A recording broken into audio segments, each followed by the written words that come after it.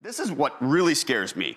This is recent research. When that happens over time, when you are what I call drained, and by the way, what happens, cortisol, that's a stress hormone. It goes high all the time. When that goes high, and when that draining hormone goes high and stays high, it literally shrinks your brain. Let me show you something else. Wow. So you and I'm a doggy daddy, you're a doggy mommy. I'm a doggy mommy. So this is the prefrontal cortex. This is the part of the brain that sets us apart from animals. This is the most advanced part of the human brain.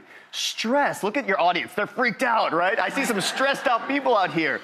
Chronic stress, if you don't know how to manage it, if you don't take my advice, it shrinks this part of the brain. This is what you don't want. And you can actually test it. So I want to show you something. This is a cortisol test. So you can actually just, thankfully I was sniffing your food. So you just, because— I don't know where we're going with that, Mike, but because you have you're getting a little weird on me now. Because it's a little hard to fill this with saliva, but if you'd like, you can actually— No, I do not want to see that. I did it. But you have to sniff food sometimes if you have trouble producing enough saliva. And I want to show you something. So in my book, I tell you how you can actually measure your cortisol. So you see those 4 dots? That's my stress hormone level. So remember, cortisol is one of those brain drainers.